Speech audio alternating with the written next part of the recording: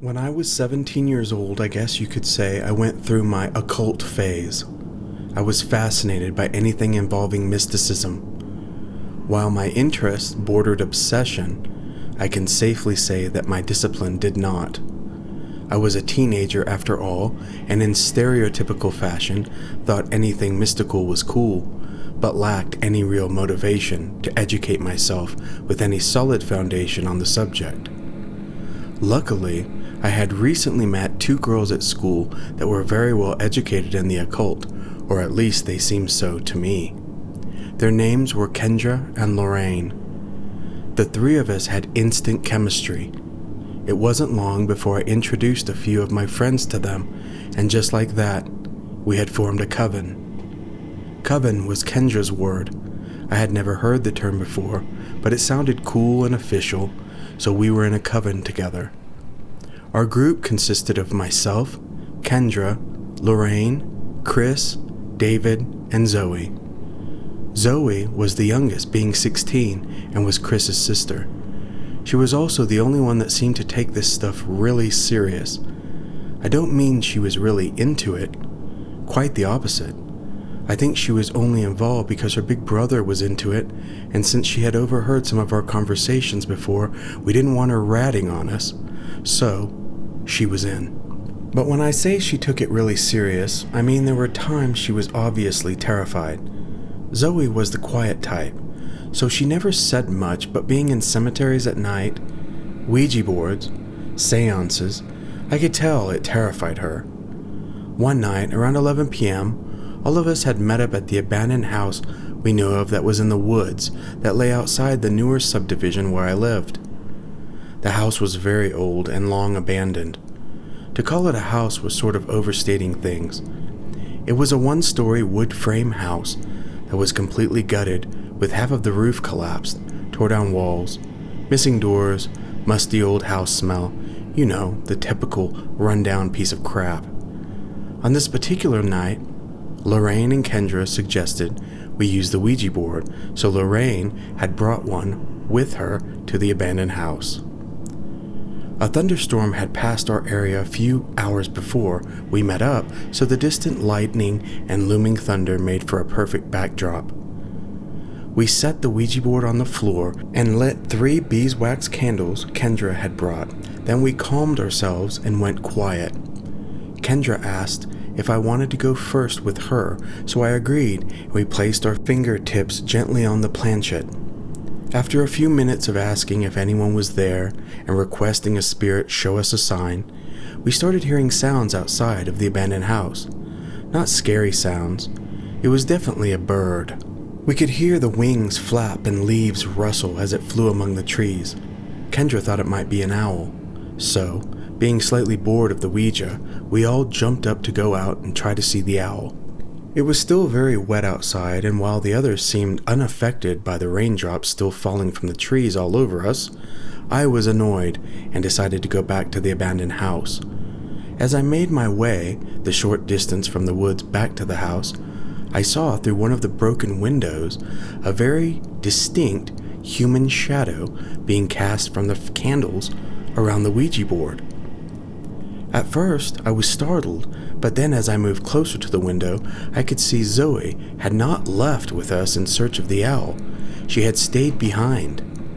I smiled, relieved that it was only her, but quickly became confused.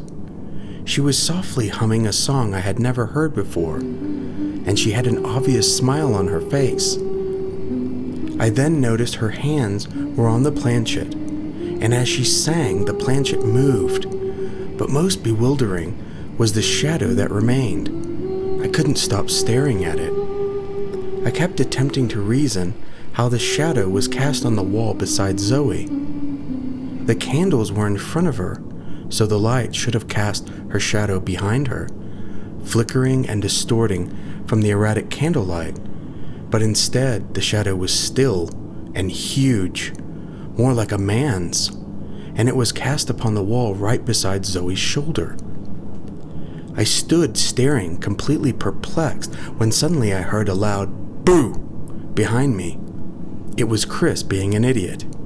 The others followed behind him, as everyone had had enough owl searching and wet woods. When I turned back to the window, Zoe was no longer singing. Her hands were no longer on the planchette, and the shadow was gone. No one was interested in the Ouija board the rest of the night. We mostly spray-painted symbols and silliness on the walls of the abandoned house and finally called it a night. It would be over 2 weeks before we would meet up again for another night of mystical teenage adventure, and this time it was to be at a historic cemetery. The cemetery was over 200 years old, and the gates were locked, but of course, that didn't stop us from jumping the fence that bordered the forest. We quickly set up a sort of camp consisting of 2 blankets, which we laid on the ground, along with a few candles and snacks. The goal tonight was to have a successful seance. After 30 minutes of exploring, giggling, and punking each other, we finally calmed ourselves and prepared to attempt contact with the spirit world. Kendra claimed to be a medium, so it was she that led the session. We joined hands around our blanket foundation with candles and empty Funyun bags littering the scene, and waited for Kendra to begin speaking. But instead, Zoe began softly giggling. At first, I giggled too, assuming she was just a little embarrassed by the sudden somberness and quiet. But then I saw what she was giggling at. Floating around us, numbering about 20, were orbs. Ghostly, transparent orbs, the color of moonlight. They drifted as though they were soap bubbles blown by a child's toy. And honestly, at first, that's exactly what I thought them to be. But then, looking around at the others' faces, I quickly realized these were no soap bubbles. Everyone was quiet and frozen in shock, except Zoe, whose giggling was ramping up and becoming full-blown laughter.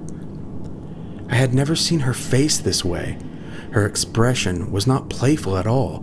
As a matter of fact, she looked mad, not angry, mad as in insane. Her laughter boomed throughout the cemetery, and her eyes glistened in the candlelight, bulbous and terrifying. Then suddenly her laughter stopped. The sudden quiet was so startling that all our attention was on Zoe. It took a few seconds for us to realize that at that moment the orbs were gone. All of them.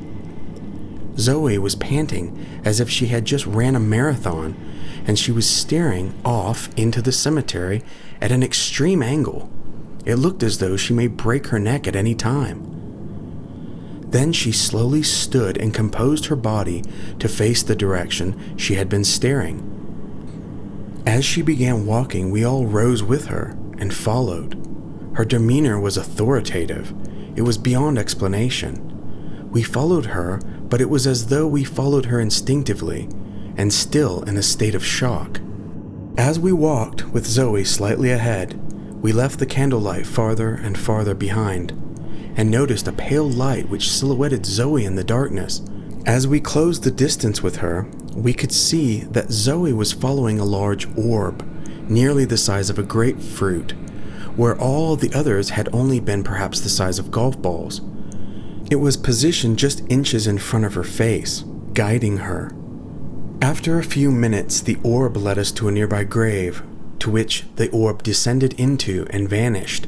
As it did, what little light it had emitted to allow us to see was gone, and suddenly all of us seemed to come out of shock at once. It was pandemonium. Everyone was confused and calling out if anyone had a flashlight. After a few seconds, light flooded the scene, and we all congregated around Chris's flashlight, all of us except Zoe. Chris shined the light down in front of us, where we could see Zoe lying, face down on the grave where the orb had descended. We ran to her to make sure she was all right, but as we approached, once again we all froze. Zoe was talking to someone, talking into the ground, into the grave. She was saying, "I'm sorry you died so young. You died so young." Over and over again she said this. And as we stood there not knowing what to say or do, I read the name on the headstone. Carlton J. Miles. My name is Miles J. Carlton. The coven dissolved that night. None of us ever met up for occult fun ever again. The odd thing is, we never even discussed breaking up. It just sort of happened naturally. And it being our senior year of high school, within a few months school ended, and so did most of our friendships.